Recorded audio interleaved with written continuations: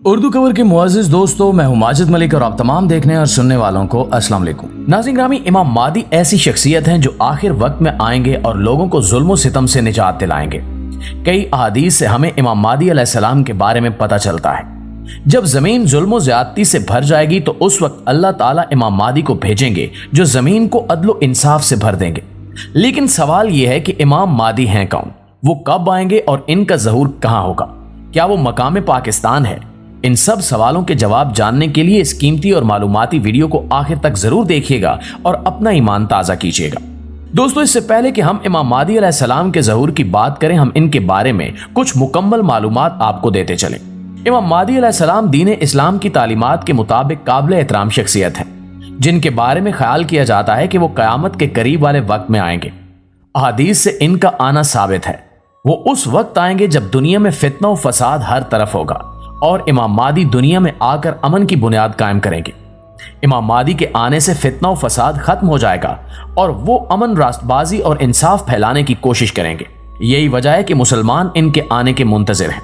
नाज़रीन ग्रामी, पूरी इंसानी तारीख में बहुत से अफराद और तहरीकों ने इमाम मादी अलैहिस्सलाम होने का दावा किया, जिससे लोगों के दरमियान शकूक व शुबहात पैदा हुए। लेकिन मोमिनीन हकीकी मादी के इंतजार में हैं, जिनके ज़हूर के साथ अहम निशानियां और वाक़यात होंगे।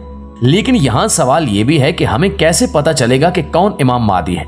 जब भी किसी भी शख्स के ज़हूर की पेशगोई की जाती है तो इससे मुतल्लिक कुछ मालूमात पहले से मौजूद होती हैं। जिस तरह हजरत मोहम्मद सल्लल्लाहु अलैहि वसल्लम के ज़हूर से पहले यह आलम था कि अहले किताब जानते थे कि एक आखिरी नबी आएगा जो सदका तो कबूल नहीं करेगा लेकिन हदिया कबूल कर लेगा। अरब के लोगों ने हजरत मोहम्मद सल्लल्लाहु अलैहि वसल्लम के बारे में यह बात सुन रखी थी कि वो आखिरी नबी के तौर पर आएंगे। एक दिन हजरत मोहम्मद सल्लल्लाहु अलैहि वसल्लम अपने सहाबा कराम के साथ बैठे हुए थे कि एक शख्स ने आकर उन्हें कुछ खजूरें पेश की और कहा कि यह सदका है। हजरत मोहम्मद सल्लल्लाहु अलैहि वसल्लम ने अपने असहाब को खिलाई मगर खुद नहीं खाई। वहां हजरत सलमान फारसी रजी अल्लाह ताला अन्हु भी मौजूद थे और उन्होंने लिखा था कि हजरत मोहम्मद सल्लल्लाहु अलैहि वसल्लम हदिया कबूल करेंगे।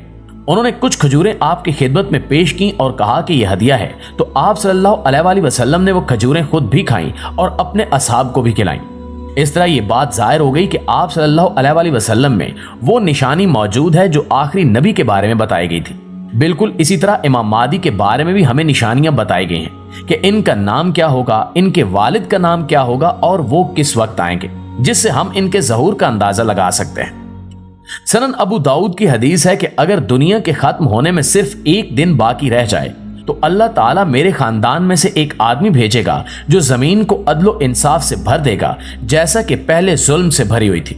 इसी तरह सही मुस्लिम की हदीस, अगर दुनिया के खत्म होने में सिर्फ एक दिन बाकी रह जाए तो भी अल्लाह ताला उस दिन को तूल देगा, यहां तक कि मेरे खानदान में से एक आदमी भेजेगा जिसका नाम मेरे नाम के बराबर होगा। वो जमीन को अदलो इंसाफ से भर देगा, जैसा कि यह जुल्म और नाइंसाफी से भरी हुई थी।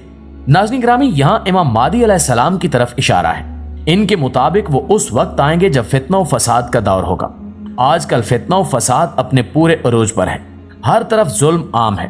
फलस्तीनियों और कश्मीरियों का हाल देखें तो ये अंदाजा लगाना मुश्किल नहीं है कि जुल्म किस कदर फैल चुका है। अरब फलस्तीन का साथ देने की बजाय इसराइल से इल्हाक के ख्वाह हैं। गुनाह बहुत आम हो चुके हैं, नेकी पर चलना बहुत मुश्किल हो चुका है। हो सकता है कि इमाम मादी अलैहिस्सलाम का ज़हूर हो चुका हो या होने वाला हो। कुछ उलमा, जिनमें मरहूम डॉक्टर असरार भी शामिल हैं, ये कहते हैं कि मुमकिन है कि इमाम मादी अलैहिस्सलाम की पैदाइश हो चुकी हो।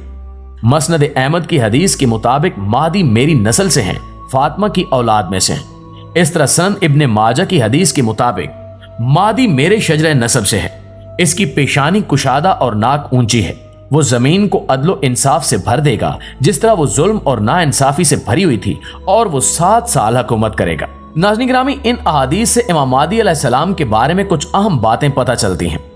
इमाम मादी अलैहिस्सलाम हजरत मोहम्मद सल्लल्लाहु अलैहि वसल्लम के खानदान से होंगे। वो फातिमा रजी अल्लाह ताला अन्हा के बेटे हसन रजी अल्लाह ताला अन्हु की औलाद से होंगे। इनका इखलाक हजरत मोहम्मद मुस्तफ़ा सल्लल्लाहु अलैहि वसल्लम के इखलाक जैसा होगा, और जब वो जुल्म के खिलाफ जंग करेंगे और इनकी हुकूमत कायम होगी तो 7 साल तक इनकी हुकूमत रहेगी। इनका नाम हजरत मोहम्मद सल्लल्लाहु अलैहि वसल्लम के नाम जैसा होगा और इनके वालिद का नाम भी हमारे आखिरी नबी हजरत मोहम्मद मुस्तफ़ा सल्लल्लाहु अलैहि वसल्लम के वालिद के नाम जैसा होगा। यानी कि इमाम मादी अलैहिस्सलाम का नाम मोहम्मद और इनके वालिद का नाम अब्दुल्ला होगा।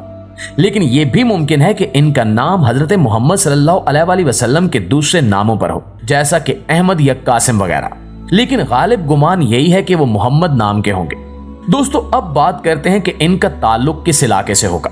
अबू दाऊद की हदीस है, रसूलुल्लाह सल्लल्लाहु अलैहि वसल्लम ने फरमाया कि मादी अहले मदीना में से होंगे और वो मक्का की तरफ भागेंगे। लोग इनके पास आएंगे और इनसे गोशा यानी स्याह पत्थर और मकाम इब्राहिम के दरमियान बैत करेंगे। इसी तरह एक और हदीस से हमें पता चलता है कि किसी बादशाह की वफात के बाद उसके 3 बेटों में झगड़ा होगा तो मशरिक से स्याह झंडे चलेंगे, यानी एक लश्कर चलेगा जो इनका ऐसा मुकाबला करेगा जो पहले कभी ना किया गया होगा। इस लश्कर के बारे में हजरत मोहम्मद सल्लल्लाहु अलैहि वसल्लम ने फरमाया कि अगर तुम्हें बर्फ पर चलकर भी जाना पड़े तो जाओ और इनकी बैत करो, क्योंकि इनके दरमियान इमाम मादी होंगे। दोस्तों, अहादीस में इमाम मादी अलैहिस्सलाम के बारे में यह जरूर बताया गया है कि वो अहले मदीना से होंगे, लेकिन इस बारे में कोई रिवायत नहीं मिलती कि वो मदीना में ही पैदा होंगे और वहीं के रहने वाले होंगे।